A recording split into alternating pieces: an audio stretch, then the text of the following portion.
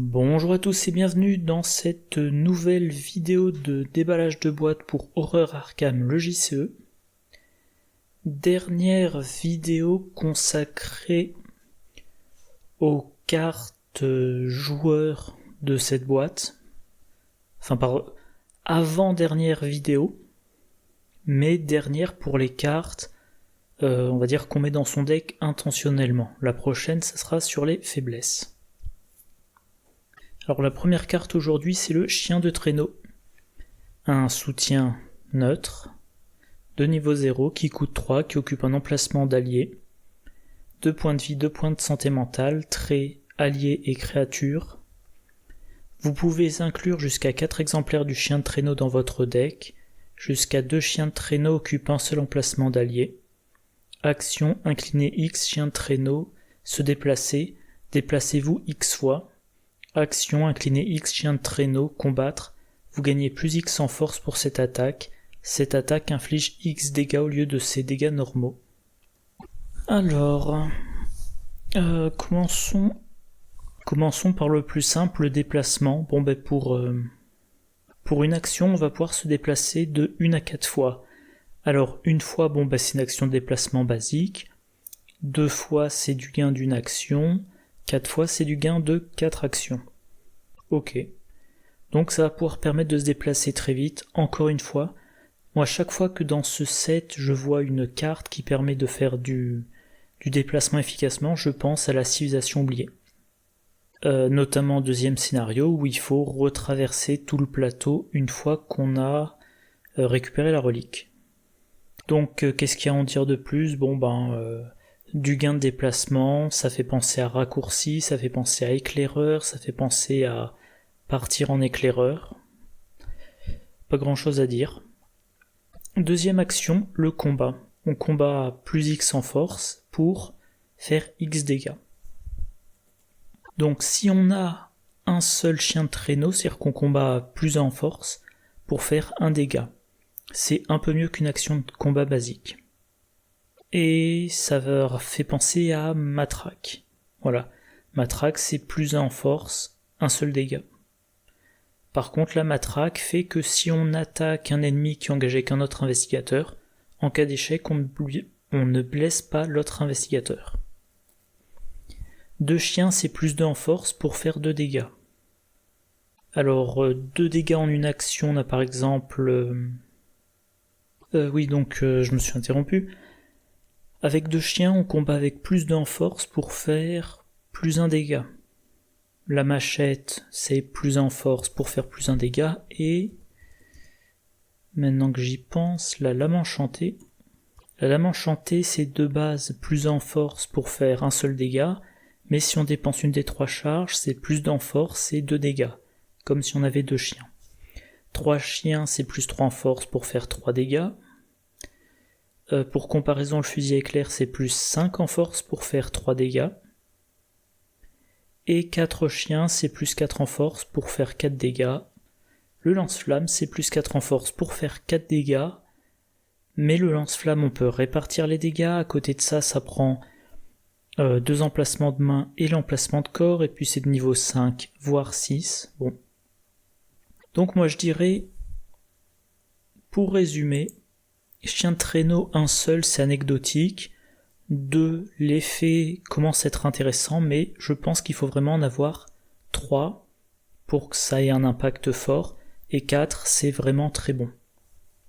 Sauf que, concrètement, il faut les avoir.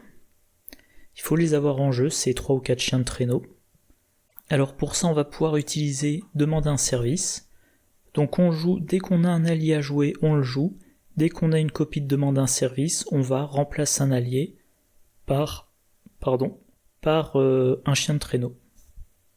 On peut aussi utiliser Rêve Conscient, donc un événement neutre de niveau 2 qui coûte 1, qui a le trésor. Choisissez une carte dans votre zone de jeu ou révélez une carte de votre main. Cherchez un autre exemplaire de cette carte dans votre deck et piochez-le, mélangez votre deck. Donc dès que vous avez une copie du chien en jeu ou dans votre main, avec Rêve Conscient, vous en avez une deuxième. Si vous jouez Dexter Drake et que vous avez le le livre Blood of Balshandor. Sa carte signature alternative, c'est Molly Maxwell, une alliée, je vais pas entrer dans les détails, mais action rapide, inclinez Molly Maxwell et infligez-lui une horreur, nommez n'importe quel trait, révélez les cartes du dessus de votre deck jusqu'à ce que vous révéliez un soutien avec ce trait, piochez ce soutien, mélangez les autres cartes révélées dans votre deck. Le chien de traîneau a le trait créature, c'est un trait qui est relativement rare. Donc avec Molly Maxwell, vous allez pouvoir... alors il faut l'incliner donc une fois par round en action rapide, vous allez chercher un de vos chiens. Voilà, alors à noter aussi point intéressant, Dexter Drake. Voilà, Dexter Drake, il a une capacité... Ah non, j'oublie toujours, c'est pas Dexter Drake, c'est sa carte signature, donc Showmanship, sens du spectacle. Réaction, après qu'un soutien est entré en jeu sous votre contrôle, jusqu'à la fin du round, vous gagnez +2 à chacune de vos compétences tant que vous résolvez une capacité déclenchée de ce soutien. Et pour rappel, Dexter Drake, il a une capacité pour, en action rapide, défausser un soutien qu'il contrôle et jouer un soutien depuis sa main, un soutien. Oups, pardon pour le coup dans le micro.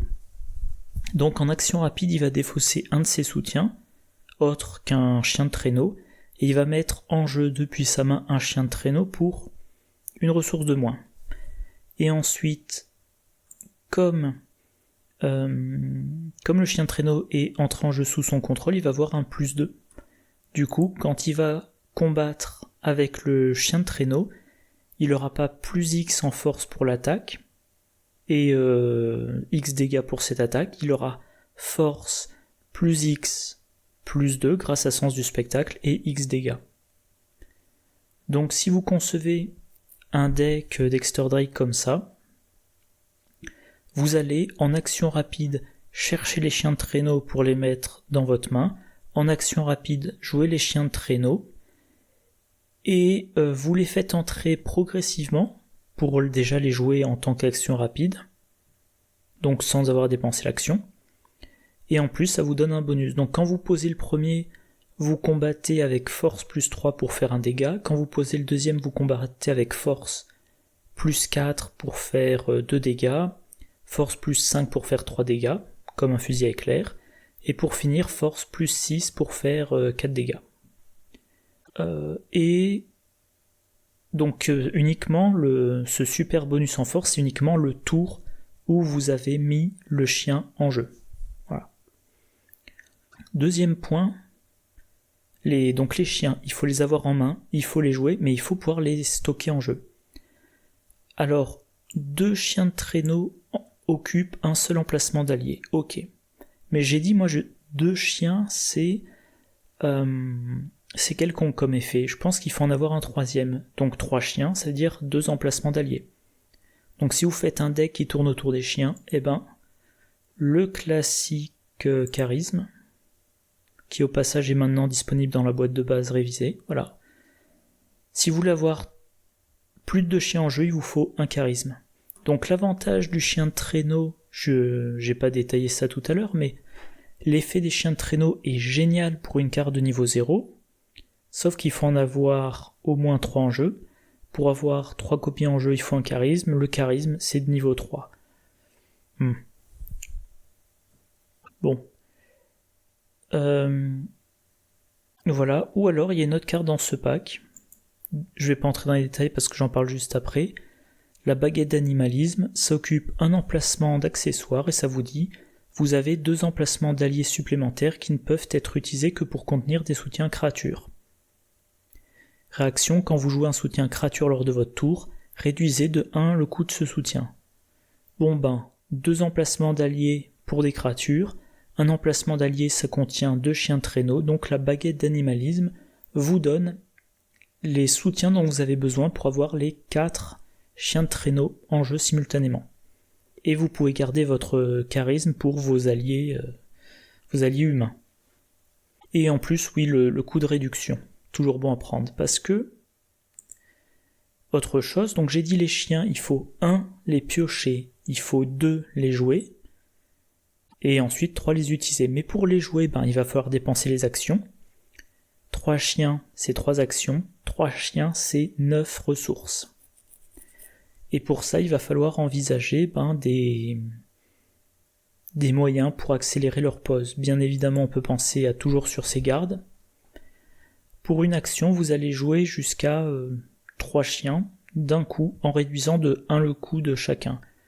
Donc en une action, vous allez jouer vos 3 chiens pour un total de 6 ressources. Alors si vous consacrez votre tour à jouer vos chiens, c'est-à-dire que vous allez dépenser 2 actions pour prendre 2 ressources, puis vous allez jouer toujours sur ces gardes, c'est-à-dire que concrètement il vous aura fallu 3 actions et dépenser 4 ressources. Ça fait quand même pas mal. Alors, je le disais avant, parce que j'avais pas préparé les choses dans cet ordre-là, mais où est-il ? Voilà, Dexter, je vais y arriver. Dexter Drake, s'il utilise son action rapide, ça mouline un peu. Dexter Drake, s'il utilise son action rapide, il dépense. Dexter, s'il utilise son action rapide, il dépense 1 de moins. Il économise l'action, il économise la ressource. Avec la baguette d'animalisme, on va pouvoir diminuer de 1 le coût. Donc, toujours vigilant plus baguette d'animalisme, ça veut dire qu'on pourra jouer les 3 au coût total de 3 ressources. Donc la ressource de la phase d'entretien plus les 2 ressources prises pendant les actions 1 et 2 du tour. Ok. On peut utiliser, si on joue Léo Anderson, il a sa capacité, après le début de son tour, de jouer un soutien allié en diminuant de 1 le coût. Voilà, et voilà. Et enfin, dernier truc, les chiens de traîneau, vous les mettez dans votre deck, vous avez 4 alliés qui ont 2 points de vie et 2 points de santé mentale. Donc chacun va pouvoir encaisser 1 et 1 avant d'être vaincu. Bien évidemment, si vous faites tourner un deck autour des chiens de traîneau, vous n'avez pas envie qu'ils soient vaincus. Donc si vous jouez un gardien, vous avez tout intérêt à jouer 17 l'étoile. Comme ça, chacun passe à 3-3. Chacun peut maintenant encaisser 2 et 2 et ça vous fait un gros stock de points de vie et de points de santé mentale. Alors j'y repense un truc que j'ai pas précisé tout à l'heure. Chiens de traîneau, il faut les incliner pour les utiliser. Donc par rapport à ce que je disais pour Dexter Drake, non. Et encore une fois, c'est pas Dexter Drake, voilà, c'est Sens du spectacle. Après qu'un soutien est entré en jeu sous votre contrôle, jusqu'à la fin du round, vous gagnez plus 2 à chacune de vos compétences tant que vous résolvez une capacité déclenchée de ce soutien. Donc en fait, quand vous jouez, vous avez en jeu, mettons, 2 copies du chien de traîneau. Vous jouez le 3e exemplaire, c'est sur l'action de ce 3e exemplaire que vous avez votre plus 2. Donc cet exemplaire-là, vous l'inclinez pour faire son attaque. Vous avez un bonus de 3 parce qu'il y a 3 chiens, plus 2 grâce à Sens du spectacle. Donc vous avez un bonus de 5 en force pour faire votre attaque. Mais vu qu'il est incliné, si vous devez réattaquer, vous attaquez avec l'exemplaire numéro 1 ou l'exemplaire numéro 2. Et là, vous n'avez que 3 comme bonus. Alors pour les autres investigateurs, ça change rien. Si vous avez besoin d'attaquer 3 fois, vous attaquez un exemplaire, puis le 2e, puis le 3e. Mais pour Dexter Drake, ça veut dire qu'il a son bonus additionnel que pour la première utilisation. Voilà. Donc chien de traîneau, très intéressant, mais alors je sais plus dans quelle vidéo au sujet d'un JCE j'entendais ça. C'est pas une carte, chien de traîneau, c'est pas une carte qu'on met dans son deck comme ça. C'est une carte qu'on choisit de jouer et ensuite on construit le deck autour.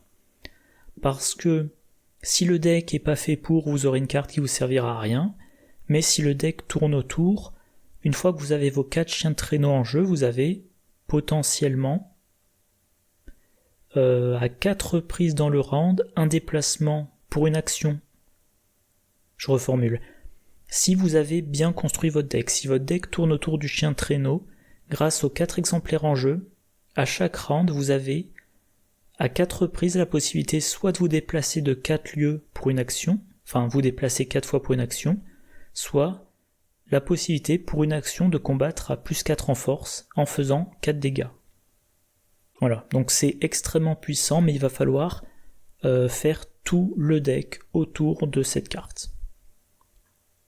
Alors, deuxième carte, j'en parlais juste avant, la baguette d'animalisme. Alors je vais quand même relire.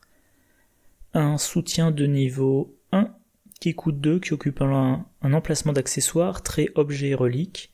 Vous avez 2 emplacements d'alliés supplémentaires qui ne peuvent être utilisés que pour contenir des soutiens créatures. Réaction, quand vous jouez un soutien créature lors de votre tour, réduisez de 1 le coût de ce soutien. Alors les créatures, en gardien, en survivant, en mystique, et tout ça...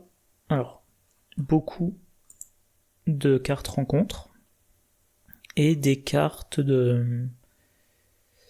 Ah oui, Duke, la carte signature de Caroline Fern dans sa version livre, et le chien de traîneau, voilà. Donc, en dehors du chien de traîneau, on a ça. Une carte gardien, et quelques cartes survivants, et une carte mystique. Alors le chien de garde, le classique, donc un allié gardien, 3 points de vie, 1 point de santé mentale. Au passage, on avait vu sur Twitter qu'il y avait un projet de version améliorée de cette carte, mais qui n'est pas encore sorti. Réaction, quand une attaque ennemie inflige des dégâts au chien de garde, infligez 1 dégât à l'ennemi attaquant. Donc une carte assez classique dès qu'on veut faire un gardien tank. On se prend une attaque d'un ennemi, on met un dégât sur le chien de garde, du coup on met un dégât sur l'ennemi attaquant. Voilà, efficace dans ce genre de deck. Par exemple, dans un deck William Yorick, voilà, on joue le tank, et quand le chien sera vaincu, grâce à la capacité de William Yorick, on pourra le rejouer depuis la défausse. Comme c'est tank, ça peut être intéressant pour Daniela Reyes, qui cherche à se faire attaquer par des ennemis pour leur infliger des dégâts, soit pour infliger un dégât sans test à cet ennemi, soit pour l'échapper automatiquement. Donc vous allez... Non, je l'ai pas mise là. Vous allez utiliser par exemple la clé plate de Daniela Reyes pour forcer un ennemi à l'attaquer. L'ennemi inflige un dégât, on met ce dégât sur le chien de garde. Du coup, il y a eu une attaque, donc la capacité de Daniela Reyes fait que l'ennemi se prend un dégât.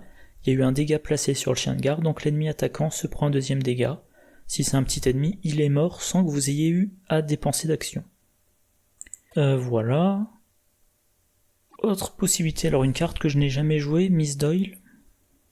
Une par deck, un allié survivant, 2 points de vie, 2 points de santé mentale, forcé. Après l'entrée en jeu de Miss Doyle, cherchez Espoir, Zèle et Augure parmi vos cartes liées. Prenez-en un au hasard, mettez-le en jeu et mélangez les 2 autres dans votre deck. Quand Miss Doyle quitte le jeu, trouvez chacun de ses soutiens, même s'ils sont hors jeu, et retirez-les de la partie. Et donc les 3 chats qu'on va chercher, ils ont tous un effet... quand le soutien est redressé, soit on l'incline, soit on le défausse, et on fait une action de échapper à, combattre ou enquêter avec une valeur de compétence de base de 5. Si on a choisi de le défausser, c'est réussite automatique. Bon, une carte que je n'ai jamais jouée. Chien de traîneau, j'en ai parlé longuement. Alors, c'est une carte qui donne des emplacements d'alliés, spécifiquement pour des créatures. Dans le lot, il y a le chien de garde des gardiens qui sert de tank. Il y a le chien de traîneau qui fait du combat et du déplacement. Ça fait penser à Léo Anderson, qui pourra bénéficier d'une réduction additionnelle. Donc Léo Anderson plus la baguette d'animalisme, que ça soit le chien de garde ou le chien de traîneau, il peut faire passer le coût de 3 à 1, ce qui est un énorme bénéfice. Ouais, c'est ça. Et avec toujours sur ses gardes, vous jouez donc 3 soutiens, un à la fois. Vous réduisez le coût de 1. Avec la baguette d'animalisme, vous réduisez le coût encore de 1 pour les créatures. Donc si je reprends l'exemple des chiens de traîneau, mettons que vous arrivez à avoir les 4 exemplaires en main. Réaction de Léo Anderson, il joue le premier, -1, avec la baguette, -1 additionnel. Donc il joue un chien de traîneau pour un coût de 1.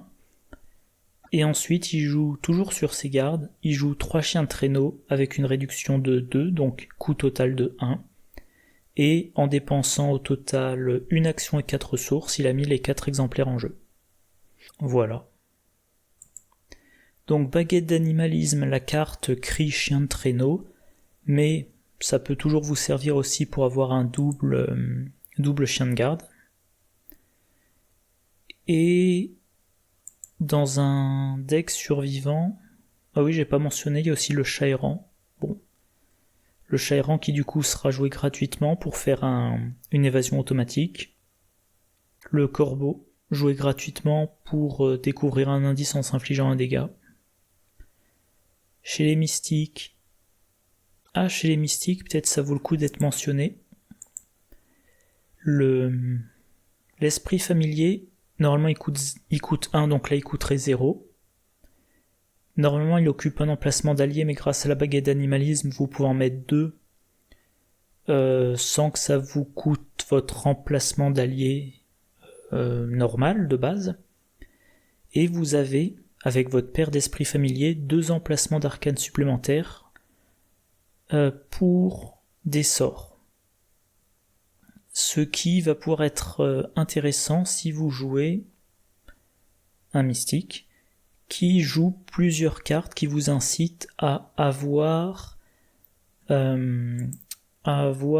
des emplacements d'arcane remplis, comme par exemple le bâton dragon, si ma mémoire est bonne, que je retrouve rapidement, bâton du dragon, qui dit: vous avez un emplacement d'arcane supplémentaire, ok, action combattre, vous gagnez plus en force pour cette attaque pour chacun de vos emplacements d'arcane occupés. Si au moins 2 de vos emplacements d'arcane sont occupés, cette attaque inflige plus un dégât. Donc normalement vous avez 2 emplacements d'arcane, le bâton vous en donne un 3e, la baguette d'animalisme vous donne 2 emplacements d'alliés pour vos 2 esprits familiers qui vous donnent 2 emplacements d'arcane supplémentaires. Si vous arrivez à remplir tout ça, par exemple en jouant toujours vigilant, vous avez le bâton du dragon qui vous permet d'attaquer à +5 en force pour faire les dégâts 2 par 2. Donc il faut avoir accès aux cartes mystiques et aux cartes gardiens, donc ça peut être par exemple Diana Stanley ou Sœur Marie. Voilà. Bon, bref, ce que je m'apprêtais à dire avant de penser à l'esprit familier, baguette d'animalisme, c'est extrêmement intéressant, mais dans des decks extrêmement spécifiques. Deck tank qui utilise chien de garde, deck chien de traîneau, ou deck emplacement d'arcane rempli. 3e carte, et dernière carte non faiblesse de cette boîte, appeler des renforts. Un événement de niveau 2 qui coûte 1, trait faveur et synergie.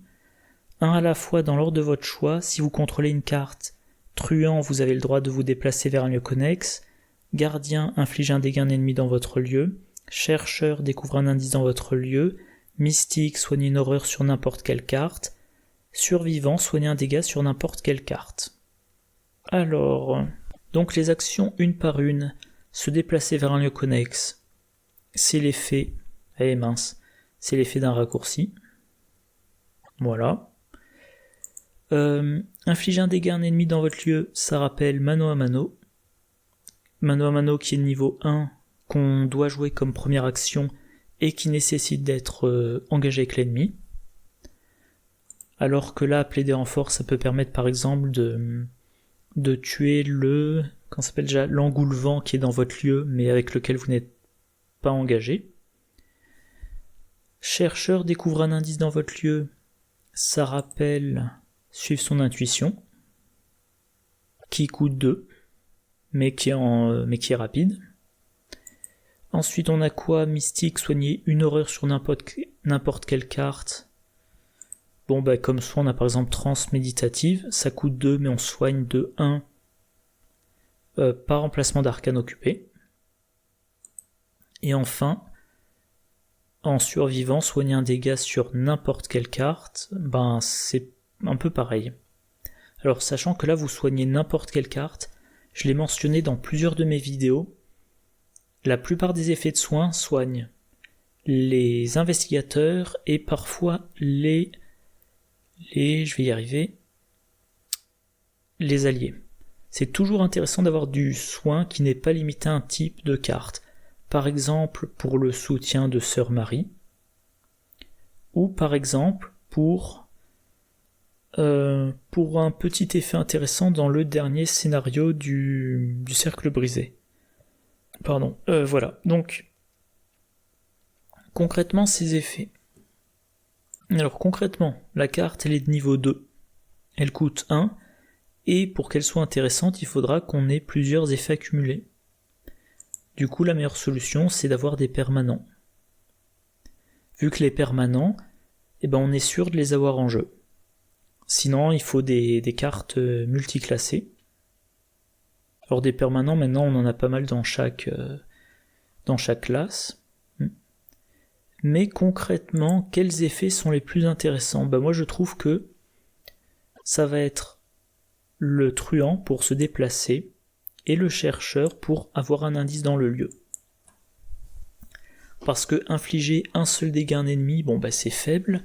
Soigner de 1, à moins d'avoir une carte bien spécifique du soin de 1, c'est très léger.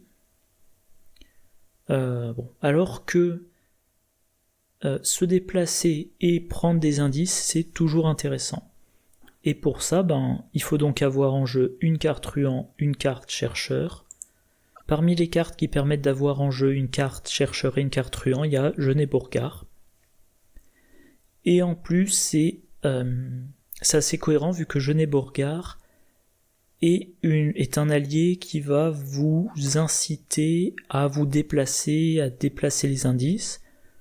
Donc mettons que vous avez appelé les renforts avec vous, que vous êtes dans un lieu qui ne contient aucun indice, vous allez pouvoir jouer appeler les renforts. Je vérifie, appeler des renforts. Vous jouez appeler des renforts, vous déplacez d'un lieu. Vous entrez dans le lieu, éventuellement vous le révélez. S'il y a un indice, vous prenez un indice qui est là. S'il n'y a pas d'indice là, vous utilisez la capacité de Jeunet pour faire venir un indice d'un lieu connexe au lieu dans lequel vous venez d'arriver. Mais sinon, on a aussi Antiquaire qui fournit une réduction sur le coût des cartes faveur. Or, appeler des renforts et une carte qui a le trait faveur, donc vous pourrez la jouer gratuitement. On a quoi d'autre? Alors, ingénieux, ça permet de jouer, ça marche sur les cartes perspicacité. Outils et ruses, donc des cartes qu'on trouve fréquemment chez les chercheurs et les truands. Le télescope de poche qui est aussi probable d'avoir dans un deck qui fait comme ça de l'enquête à distance, du déplacement avec indice, du repositionnement pour enquêter toujours depuis la meilleure position possible. Et enfin, un dernier truc à dire, c'est un événement. Si vous jouez un deck de style main pleine, vous pouvez utiliser Vision de l'avenir. Donc il faut avoir au moins 8 cartes en main pour jouer appeler des renforts en action libre. Et comme il n'y a pas... lors de votre tour. Mais en tout cas, vous économisez l'action. Donc dans un deck qui utilise Vision de l'avenir et qui a une carte, en l'occurrence c'est là qu'il y a 7 cartes chercheurs en jeu et aussi une carte truand, vous pouvez en action rapide vous déplacer et découvrir un indice dans l'ordre de votre choix. Très efficace. Mais sinon, encore une fois, pour les autres effets, je trouve ça très quelconque. Alors, infliger un dégât à un ennemi dans votre lieu, si vous mettez ça dans un deck Nathaniel Cho, il peut transformer ça en 2 dégâts. Et donc il pourrait avoir une carte qui fait des dégâts, 2 en l'occurrence, sans test, et aussi un autre effet. Sauf que pour ça, il faudrait que Nathaniel Cho ait un soutien autre que gardien. Et vu qu'il n'a accès qu'aux cartes gardien, c'est-à-dire qu'il faut que ça soit une carte biclassée, soit qu'il utilise versatile pour mettre une carte de niveau 0 d'une autre classe que gardien dans son deck. Enfin, ça fait un peu usine à gaz. Donc pour moi, quand je vois appeler des renforts, je pars du principe que je mets la carte dans mon deck pour avoir l'effet truand et l'effet chercheur. Allez, un petit bilan, petit récap rapide. Chien de traîneau, c'est à double tranchant. Vous allez devoir utiliser 4 emplacements de cartes dans votre deck, sur 30 pour cette carte-là. Vous allez devoir utiliser des emplacements pour vous permettre d'avoir cette carte-là, de jouer cette carte-là, enfin, de la piocher, de la jouer, d'avoir des réductions de coûts, d'avoir des gains de résistance, je sais pas trop quoi, donc ça va vous prendre beaucoup de place dans votre deck, et ça ne sera efficace que lorsque vous en aurez 3 ou 4 en jeu. Donc c'est un pari risqué, mais une fois qu'on a tout, tout l'écosystème, une fois qu'on en a 3 ou 4 en jeu, et voilà, 3 énormes actions de combat, ou 3 grosses actions de déplacement, ou une combinaison des deux, ça va être extrêmement puissant. Baguette d'animalisme, c'est extrêmement spécifique, mais dans un deck tank, ça permet d'avoir 2 copies du chien de garde tout en ayant ses autres alliés. Par exemple, dans un deck Daniel Reyes, vous avez 2 fois le chien de garde, plus Peter Sylvestre, plus Jessica Hyde. Donc, très efficace, c'est une carte qui pour moi est indispensable dans un deck qui veut mettre en jeu 4 chiens de traîneau. Et si on fait un deck mystique qui veut plein d'emplacements d'arcane, ça peut être intéressant. Et enfin, appeler des renforts, une carte quelconque à réserver au deck truand chercheur. Voilà. Voilà, rien de plus à dire. Bon voilà, c'est tout pour cette vidéo. Prochaine vidéo qui sera en ligne ce soir ou demain, je sais pas encore, sur les 4 faiblesses de base de cette boîte. Moi je vous souhaite une bonne journée, une bonne soirée, de bonnes parties, et je vous dis à la prochaine. Au revoir.